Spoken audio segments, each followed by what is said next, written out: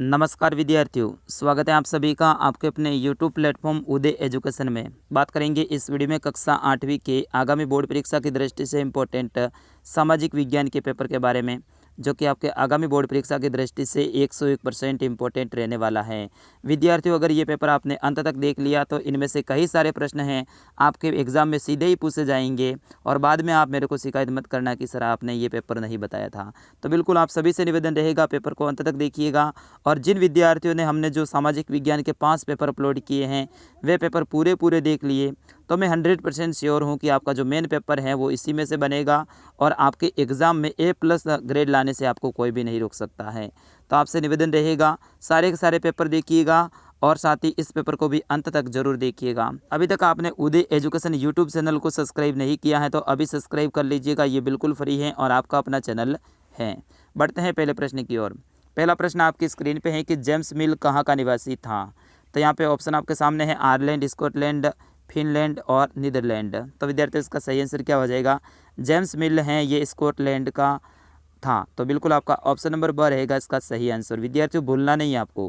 प्रश्न संख्या 2 को देखिएगा, महाराजा रणजीत सिंह कहाँ के राजा थे। विद्यार्थियों ये प्रश्न काफ़ी इंपॉर्टेंट है। तो महाराजा रणजीत सिंह हैं ये पंजाब के राजा थे। तो अपना ऑप्शन नंबर द रहेगा इसका सही आंसर। प्रश्न संख्या 3 है, संथाल विद्रोह हुआ था। तो विद्यार्थियों संथाल विद्रोह है वो कब हुआ था? 1855 से लेके 1866 तक।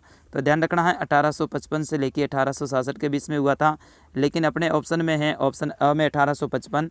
तो आपका ऑप्शन नंबर अ रहेगा इसका सही आंसर। बढ़ते हैं अगले प्रश्न की ओर। संसद के कितने सदन होते हैं? 4, 3, 2, 5। तो विद्यार्थियों इसका सही आंसर हो जाएगा संसद के 2 सदन होते हैं। तो अपना ऑप्शन नंबर स रहेगा इसका सही आंसर। अगला प्रश्न है, भारतीय संविधान का जनक किसे कहा जाता है? महात्मा गांधी, सरदार वल्लभ भाई पटेल, डॉक्टर भीमराव अंबेडकर, राजेंद्र प्रसाद। तो विद्यार्थियों इसका सही आंसर क्या हो जाएगा? डॉक्टर BR अंबेडकर यानी भीमराव अंबेडकर। ऑप्शन नंबर स रहेगा आपका सही आंसर। विद्यार्थियों भूलना नहीं है, ये सारे के सारे प्रश्न हैं आपके एग्जाम की दृष्टि से 101% इंपॉर्टेंट हैं। इन्हीं में से आपका मेन पेपर बनेगा। तो आपसे निवेदन रहेगा वीडियो को अंत तक देखिएगा, लाइक ज़रूर कीजिएगा। अगला प्रश्न है, निम्न में से कौन सा संसाधन है? वायु, जल, खाद्य पदार्थ या फिर उपयुक्त सभी। संसाधन का मतलब है जिनका अपन उपयोग करते हैं। तो वायु भी आती है, जल भी आता है और खाद्य पदार्थ भी आते हैं। तो अपना ऑप्शन नंबर द रहेगा इसका सही आंसर, उपयुक्त सभी। अगला प्रश्न है, चावल की फसल के लिए आवश्यक दशाओं में सम्मिलित है? उच्च तापमान, अधिक आर्द्रता, अधिक वर्षा, उपयुक्त सभी। तो बिल्कुल इसमें भी आपका ऑप्शन नंबर द रहेगा। ये सभी की सभी चीज़ें हैं, ये जरूर रहती हैं चावल की खेती के लिए। अगला प्रश्न है, हीरा, सोना तथा प्लेटिनम का सबसे बड़ा उत्पादक है। तो इसमें सही आंसर क्या हो जाएगा विद्यार्थियों? अफ्रीका हो जाएगा आपका ऑप्शन नंबर ब। अगला प्रश्न है, ग्राम पंचायत का मुखिया को कहते हैं। तो ग्राम पंचायत का जो मुखिया होता है विद्यार्थी उसको क्या कहते हैं? बिल्कुल इजी प्रश्न है, सरपंच कहते हैं।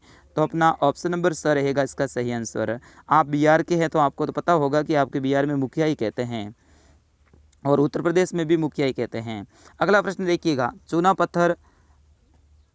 पत्थर जिप्सम का उपयोग है वो किस उद्योग में किया जाता है? आभूषण उद्योग, ग्रेनाइट उद्योग, चक्कर उद्योग या फिर सीमेंट उद्योग। तो विद्यार्थियों इसका सही आंसर क्या हो जाएगा? चूना है, पत्थर है और जिप्सम है ये कच्चा माल है सीमेंट उद्योग के लिए। तो आपका सही आंसर रहेगा वो रहेगा ऑप्शन नंबर द, सीमेंट उद्योग। आभूषण उद्योग में तो क्या होते हैं? धातुएं होती है जैसे कि सोना, चांदी, ठीक है। ग्रेनाइट उद्योग में क्या होता है? पत्थर होता है। और चक्कर उद्योग में क्या होता है? कच्चा माल, वो होता है आपके गन्ना। अगला प्रश्न देखिएगा, प्रश्न संख्या 11 है कि निम्न में से हुर्डा सम्मेलन की अध्यक्षता है वो किसने की थी? तो विद्यार्थियों आप सभी को पता होगा हुर्डा सम्मेलन है ये 17 जुलाई 1734 को हुआ था और इसमें जो इसकी अध्यक्षता की थी वो की थी महाराणा जगत सिंह द्वितीय ने। विद्यार्थियों हुर्डा नामक स्थान है ये कहाँ पे है? भीलवाड़ा में है, ये भी आप ध्यान रखना, ठीक है ना। भीलवाड़ा में यहाँ पे ये हुर्डा सम्मेलन हुआ था और मराठाओं के जो बढ़ते प्रभाव है उनसे अपने राजस्थान के जो राजपूताने के जो राजा थे वो चिंतित थे और उन्होंने है हुर्डा नामक स्थान है वहाँ पे अपना एक सम्मेलन किया था, जो कि किया था 17 जुलाई 1734 को, ये भी आप ध्यान रखना। अगला प्रश्न है, सही मिलान कीजिएगा। आपके सामने एक साइड में अ ऑप्शन है और दूसरे साइड में खंड ब है। तो इन दोनों को क्या करना है, मिलान करना है।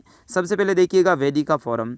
वेदिका फॉरम क्या है, बिल्कुल ये मृदा संरक्षण के लिए बनाई जाती है वेदिका फॉरम। जल ग्रह है वो पृथ्वी को कहते हैं, आप सभी को पता है। फिर उसके बाद में देखेंगे गिद्ध, तो गिद्ध क्या है, अपमार्जक हैं। और सामुदायिक भूमि है उसे क्या कहते हैं, साझा संपत्ति संसाधन कहते हैं। तो यहाँ पे मांस है, इसका संबंध हो जाएगा टुंडा वनस्पति से। तो इस तरह से ये आप मिलान करेंगे। अगर ऐसे आप मिलान करते हैं तो विद्यार्थियों आपको 5 नंबर मिलेंगे। और बिल्कुल मैंने कहा ना कि राजस्थान के विद्यार्थियों के लिए खुशखबरी है कि आपको अपना आंसर है वो कॉपी में ही लिखना है, यानी ऐसे जो मिलान है वो आपको अपने पेपर में ही करना है। सॉरी, अलग से कॉपी कोई नहीं देंगे, आपको पेपर देंगे, उसी में प्रत्येक प्रश्न का आंसर आपको देना है। अगला प्रश्न है, अरिक्त स्थान की पूर्ति कीजिएगा। खाली जगह वर्ष से घरेलू हिंसा महिला सुरक्षा कानून है वो लागू हुआ था। तो ये कब हुआ था, 2006 से। तो यहाँ पे आपको लिखना है वर्ष 2006। अगर डेट का पूछ लिया जाए तो भी आपको ध्यान रखना है, डेट वैसे यहाँ पे पूछी नहीं गई है, लेकिन आप ध्यान रखेंगे 26 अक्टूबर 2006 से ये लागू किया है, ये भी आप ध्यान रखना, क्योंकि विद्यार्थी ये प्रश्न आ सकता है। अगला प्रश्न देखिएगा, प्रश्न संख्या 2 है इसमें खाली जगह में, कि खाली जगह का मतलब होता है कि जिसे किनारों या हाशियों पर धकेल दिया जाता है। तो यहाँ पे हाशियाई, ठीक है ना, यहाँ पे क्या लिखोगे, हाशियाई, हाशियाई, ठीक है। हाशियाई का मतलब होता है जिसे किनारों या हाशियों पर ढकेल दिया गया हो। देखिएगा तीसरी खाली जगह है कि आदिवासी अक्सर अपने पुरखों की गांव और की उपासना करते हैं। तो गांव और प्रकृति की उपासना करते हैं, ये आदिवासी लोग हैं वो प्रकृति के उपासक होते हैं। अगला देखिएगा, सरकारी एवं निजी अस्पतालों में कैशलेस इलाज हेतु योजना प्रारंभ की है। इसका नाम साथियों बड़ा है, तो मैं इंग्लिश में नाम लिखना चाहूँगा। इंग्लिश में आप लिखोगे यहाँ पे RGHS, ठीक है ना, ये योजना लागू की है। अगला प्रश्न देखिएगा, प्रश्न संख्या 14 है, जनसंख्या पिरामिड है। तो जनसंख्या पिरामिड क्या होता है, जनसंख्या पिरामिड एक देश की जनसंख्या की आयु व लिंग की संरचना को दर्शाता है। किसी भी देश की आयु और साथ ही जनसंख्या और लिंग को दर्शाता है। कौन, जनसंख्या पिरामिड। अगला प्रश्न है, सांगानेर अंतर्राष्ट्रीय हवाई अड्डा है, ये किस जिले में है। तो ये राजस्थान की राजधानी जयपुर जिले में स्थित है। विद्यार्थियों कहाँ पर है, जयपुर जिले में स्थित है। अगला प्रश्न है, राजस्थान में चलने वाली आर्थिक क्षेत्र की 2 योजनाओं के नाम लिखिएगा। विद्यार्थियों अगर आप MP के हैं तो यहाँ पे MP का आ सकता है, अगर आप बिहार के हैं तो बिहार का आ सकता है, और अगर आप उत्तर प्रदेश के हैं तो उत्तर प्रदेश का आ सकता है। अब आएगा कैसे कि मध्य प्रदेश में चलने वाली आर्थिक क्षेत्र की 2 योजनाओं के नाम लिखिए। यहाँ पे प्रश्न है कि राजस्थान की, तो राजस्थान की बात करें तो देखिएगा, कामधेनु डेयरी योजना है, इंदिरा रसोई योजना है, संपत्ति कार्ड योजना है, राजस्थान राज कौशल पोर्टल है। इस तरह से कई सारी योजनाएं हैं, उनमें से आपको ओनली फॉर 2 लिखना है। अगला देखिएगा, राजस्थान की भील जनजाति, तो यहाँ पे राजस्थान की भील जनजाति किन जिलों में निवास अधिक करती हैं। तो राजस्थान में भील जनजाति की बात करें तो सबसे ज़्यादा है ये उदयपुर में है, आप लिखोगे उदयपुर, ठीक है ना। दक्षिणी राजस्थान में ज़्यादातर करते हैं निवास, तो उदयपुर, डूंगरपुर, बांसवाड़ा और राजसमंद जिलों में सर्वाधिक निवास करती हैं। अगला प्रश्न है, नील की खेती के लिए कौन सी जलवायु उपयुक्त होती है। तो विद्यार्थियों नील की खेती के लिए उष्ण और शीतोष्ण जलवायु हैं वो अधिक उपयुक्त होती हैं, और इसमें बारिश की ज़्यादा ज़रूरत होती है। अगला प्रश्न है, भारतीय धर्म निरपेक्षता क्या है। तो भारत का अपना कोई धर्म नहीं है, सभी धर्म हैं वो देश के सामने बराबर है, और इस तरह से राज्य का अपना कोई धर्म नहीं होता। इस तरह से ये होती है भारतीय धर्म निरपेक्षता। अगला देखिएगा, स्वतंत्र न्यायपालिका क्या होती है। तो स्वतंत्र न्यायपालिका ये होती है कि कार्यपालिका और विधायिका से इसे अलग रखा गया है, और ये अपने अनुसार हैं वो न्यायपालिका है वो न्याय करती हैं, और इसको कार्यपालिका और विधायिका है वो प्रभावित नहीं करते हैं। अगला प्रश्न है, आपराधिक न्याय व्यवस्था में सरकारी वकील की क्या भूमिका होती है। विद्यार्थी ये प्रश्न बड़े बड़े हैं, तो इनके आंसर बताऊंगा तो टाइम बहुत ज़्यादा हो जाएगा, लेकिन ये सारे के सारे प्रश्न हैं 101% इम्पोर्टेंट है, तो इनको आप याद करके जरूर जाइएगा। प्रश्न संख्या 22 है, खनिज किसे कहते हैं। पेट्रोलियम को काला सोना क्यों कहा जाता है। तो खनिज किसे कहते हैं, ज़मीन के खोद कर जो अंदर से रासायनिक पदार्थ, विभिन्न प्रकार की धातुएं वगैरह निकाली जाती हैं, उन्हें खनिज कहा जाता है। खनिज है वो धात्विक खनिज भी होते हैं और अधात्विक खनिज भी होते हैं और साथ ही ऊर्जा खनिज भी होते हैं। तो खनिज 3 प्रकार के होते हैं, आप ध्यान रखना है, धात्विक खनिज, अधात्विक खनिज और ऊर्जा खनिज। पेट्रोलियम को काला सोना क्यों कहा जाता है विद्यार्थियों, ये आप जरूर लिखिएगा। अगला प्रश्न है, आहुआ के ठाकुर खुशहाल सिंह का 1857 ईस्वी के संघर्ष में योगदान को स्पष्ट कीजिए। विद्यार्थियों वेरी वेरी मोस्ट इम्पोर्टेंट है, ये राजस्थान के विद्यार्थियों के लिए इम्पोर्टेंट प्रश्न रहेगा।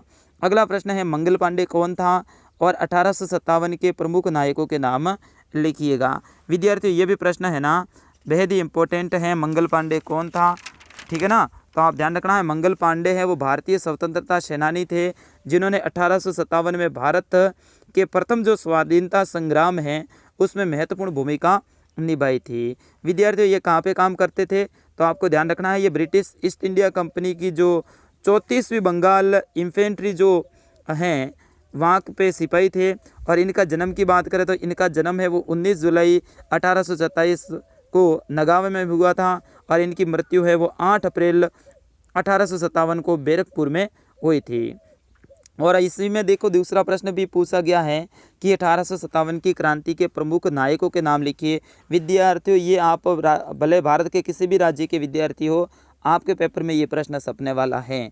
तो आप ध्यान रखना है, भारत में 1857 की क्रांति के प्रमुख नायकों की बात करेंगे तो नाना साहेब, रानी लक्ष्मीबाई, तात्या तोपे, बहादुर शाह जफर, मंगल पांडे, कुंवर सिंह और मौलवी अहमदुल्ला, ये प्रमुख नायक थे। तो ये नाम आप लिखोगे तो बिल्कुल आपको यहाँ पे 3 नंबर मिलेंगे। अगला प्रश्न है, ज्योतिराव फुले के सामाजिक विचार तथा लड़कियों को स्कूल न भेजने के पीछे लोगों के पास में कौन कौन से कारण थे। सबसे पहले आपको लिखना है ज्योतिराव फुले के सामाजिक विचार, फिर उसके बाद में लड़कियों को स्कूल न भेजने के पीछे लोगों के पास में कौन कौन से कारण थे, ये आपको लिखना है। इनमें कई सारे कारण थे कि लड़कियां हैं वो जल्दी विधवा हो जाएगी, ठीक है ना, घर के काम नहीं करेगी वगैरह वगैरह, ऐसे जो कारण हैं लोगों के पास में वो आपको लिखने हैं, जो कि आपके सर ने किताब पढ़ाते वक्त आपको बताया होगा। मैंने तो इस प्रश्न को है ना मेरे विद्यार्थियों को रटवा दिया है, शायद इस प्रश्न को भले कितना ही बड़ा लिखना हो मेरे विद्यार्थी लिख देंगे जहाँ पे मैं पढ़ाता हूँ।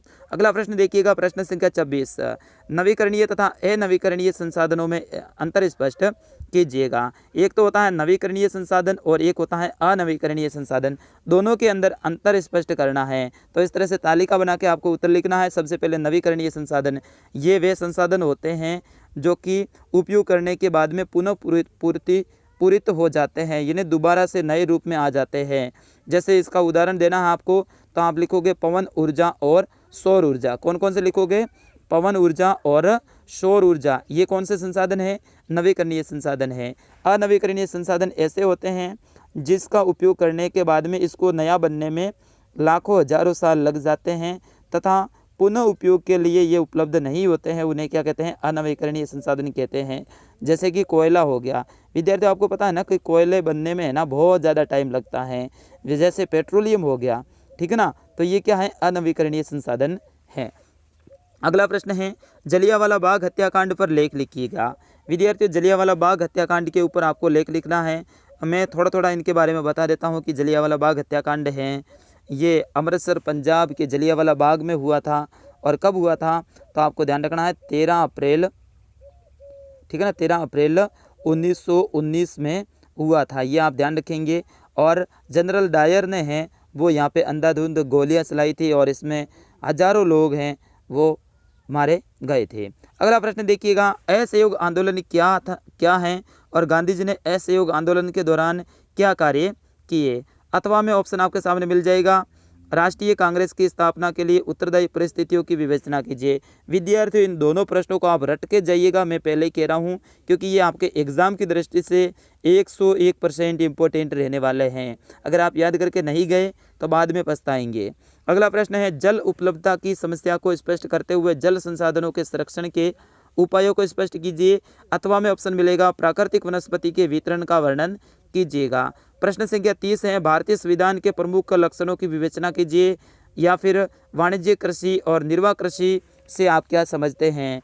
विद्यार्थियों, ये प्रश्न आपके लिए बोनस के रूप में है, क्योंकि वाणिज्यिक कृषि बिल्कुल ईजी है, इनको याद करना बेहद ही ईजी है।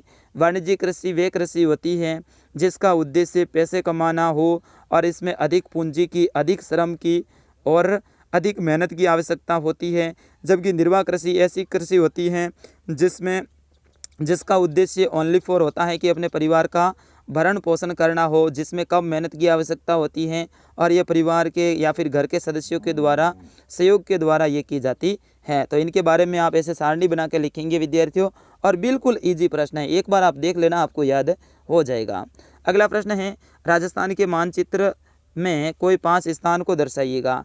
राजस्थान के मानचित्र में कोई 5 स्थान को आपको दर्शाना है। विद्यार्थियों, ये तो बिल्कुल ईजी सा प्रश्न है, ठीक है ना। राजस्थान के मानचित्र में 5 स्थान, जैसे कि अजमेर। अजमेर आपको पता है यहाँ पे है, राजस्थान का हृदय इसे कहते हैं, राजस्थान के बीचों बीच में। फिर उसके बाद में कोटा, तो कोटा ये है, यहाँ पे है, आप ध्यान रखना, कोटा यहाँ पे है। फिर उसके बाद में ये बोल रहे हैं उदयपुर, तो उदयपुर है, ये दक्षिणी राजस्थान में है यहाँ पे। फिर इसके बाद में ये बोल रहे हैं जोधपुर, तो जोधपुर यहाँ पे है, अजमेर से ठीक ऊपर और नागौर के पास में, ठीक है।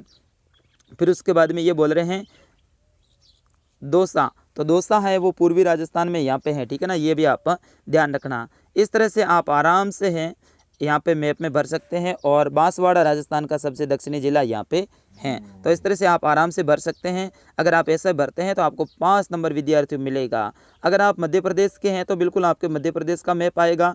अगर यहाँ पे राजस्थान और मध्य प्रदेश के साथ साथ में आपके भारत का मैप भी आ सकता है, तो वो भी आप एक बार स्थानों को देख लीजिएगा, जैसे कि कलकत्ता कहाँ पे है, दिल्ली कहाँ पे है, हैदराबाद कहाँ पे है, चेन्नई कहाँ पे है, अंडमान और निकोबार द्वीप समूह कहाँ पे हैं, लक्षद्वीप कहाँ पे हैं, ठीक है ना, मुंबई कहाँ पे है, गोवा कहाँ पे है, दिल्ली कहाँ पे है, ये सारे आप देख लीजिएगा भारत के मैप में, वो भी आ सकता है। विद्यार्थी, मैं आशा करता हूँ आपको ये क्लास है पसंद आई होगी और इस पेपर को आपने ध्यानपूर्वक देखा है, और इसमें से कई सारे प्रश्न हैं आपके परीक्षा में पूछ जाएंगे, मुझे पूर्ण विश्वास है, और आप अच्छे से अच्छे अंक लेकर आएंगे।